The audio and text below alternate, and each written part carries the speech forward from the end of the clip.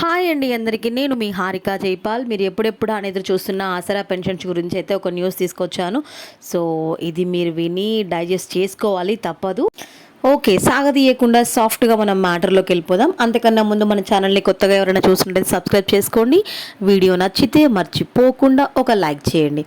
అయితే two years complete కానికి వస్తుంది. So ఆసరా pensions ఇంతవరకు ఇస్తా అని హామీ ఇచ్చి వదిలేశారు.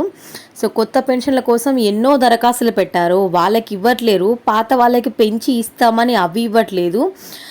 2 ఇయర్స్ కావస్తుంది, కానీ సర్కార్ మమ్మల్ని పట్టించుకోవట్లేదు. కేసీఆర్ హయాం ఉన్నప్పుడే ఎంత కాదన్నా వెంటనే పెంచారు. ఫస్ట్ లోపే మాకు ఆసరా పెన్షన్ పడిపోయేది, అవి మాకు మందుల కోసమైనా పనికొచ్చేవి. ఇప్పుడు ఈ కాంగ్రెస్ ప్రభుత్వం వచ్చాక పెన్షన్ కూడా ఫస్ట్ లోపు రావట్లేదు, చాలా లేట్గా డిలే అయిపోయి వస్తుంది. ఇప్పుడు ఏజ్ కూడా పెంచారు, అప్ టు 67 ఇయర్స్ ఉంటేనే కానీ పెన్షన్ రాదు అని చెప్తున్నారు. సో ఈ మిమ్మల్ని నమ్మి అత్యాశకు పోయి మీరు పెన్షన్ పెంచి ఇస్తాను అన్నందుకు, మిమ్మల్ని నమ్మి ఓటేసినందుకు మాకు తగిన శాస్త్రే జరిగింది. ఎన్నాళ్ళ నుంచో మేము ఎదురు చూస్తున్నాం, మా ఎదురు చూపులకు నిరీక్షణకు మీరు ఇంకా సమాధానం చెప్పట్లేరు అని చెప్పేసి దరఖాస్తు చేసుకున్న దారులైతేంది, పెన్షన్ పెంచుతా అని చెప్పేసి ఆల్రెడీ పెన్షన్ కోసం ఎదురు చూస్తున్న వాళ్ళైతేంది ఈ కాంగ్రెస్ ప్రభుత్వం మీదైతే మండిపడుతున్నారు. ఇదంతా ఎన్నికల కోసమే, మళ్ళీ ఇస్తానని చెప్తున్నారు. చెప్పి కూడా ఆల్మోస్ట్ 3 వీక్స్ అవుతుంది, ఇవ్వట్లేదు. బట్ ఏమైంది అని అంటే మళ్ళీ ఇప్పుడు సర్కార్ మళ్ళీ ఇంకో కొత్త ప్లాన్తో మీ ముందుకు వచ్చింది. ఏమంటుందో ఇప్పుడు మీకు క్లియర్గా చెప్తాను. ఉపాధి హామీ పథకం మాదిరిగానే రాష్ట్రంలో చేయూత పెన్షన్లకు సామాజిక తనిఖీలు, సోషల్ ఆడిట్, అర్థమైంది కదా, చేపట్టాలని ప్రభుత్వం యోచిస్తుంది. ఎందుకు? పెన్షన్ మంజూరు పంపిణీలో అక్రమాలను నివారించి అర్హులైన వారికే వాటిని అందించేందుకు వీలుగా ఈ నిర్ణయం తీసుకున్నట్టు తెలుస్తుంది.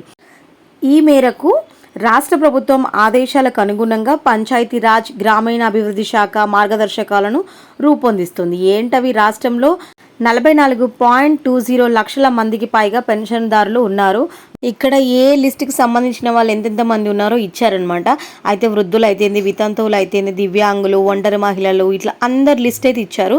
సో ఇంతమంది ఉన్నారు. వాళ్ళందరిలో సాధారణంగా నార్మల్ పెన్షన్ ఏమో 2016, అంటే హ్యాండిక్యాప్ వాళ్ళకేమో 4016 ఇస్తున్నారు. అయితే పెన్షన్ పంపిణీ వ్యవహారంపై నిత్యం ఫిర్యాదులు వస్తున్నాయంట, వాళ్ళకి కంప్లైంట్స్ వస్తున్నాయంట. సో రాష్ట్ర వ్యాప్తంగా దాదాపు 5 lakhs పైనే దరఖాస్తులు పెండింగ్లో ఉన్నాయంట. అయితే ఎందుకు కొత్తవి ఇవ్వడం లేదు అంటే ప్రస్తుతం ఉన్న వాటిలోనే హెచ్చుతగ్గులు ఉండడం వల్ల దీనిపై పేదరిక నిర్మూలన సంస్థ పరిశీలన జరపడంతో 2 లక్షల మంది పైగా వలస వెళ్ళినట్టు తేలిందంట. అలాగే వేలిముద్రలు సరిపోక 1 లక్ష మందికి పైగా ఆ పెన్షనర్ల సిబ్బంది ఇండ్లకు వెళ్ళి పెన్షన్లు ఇస్తున్నారంట. ఇది సక్రమంగా జరగడం లేదు. పెన్షన్ల పంపిణీలో అక్రమాలు వెలుగు చూస్తున్నాయి. ఏం అక్రమాలు అంటే ఎవరైతే గవర్నమెంట్ ఎంప్లాయీస్ ఉన్నారో సో వాళ్ళ తల్లిదండ్రులకు కూడా పెన్షన్ అప్లై చేసుకొని పెన్షన్ తీసుకుంటున్నారు.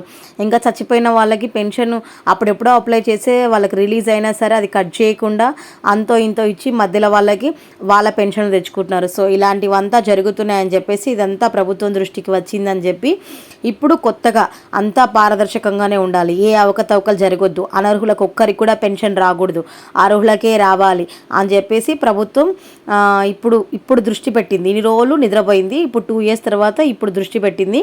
సో ఈ ప్రాబ్లమ్స్ అన్నీ సాల్వ్ అయిన తర్వాత అప్పుడు మీకు పెన్షన్ వచ్చే ఛాన్స్ ఉంది. అంటే ఆల్మోస్ట్ ఇంకొక పట్టొచ్చు, ఇంకెంత అని నేను చెప్పలేను, అది మీ ఊహకే వదిలేస్తున్నాను.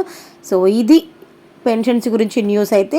సో మీరు గుండె నిబ్బరం చేసుకొని ఉండాల్సింది, వస్తాయన్న ఆశ వదులుకోవడమే మేలు, వచ్చినప్పుడు సంతోషంగా తీసుకోవడం బెటర్.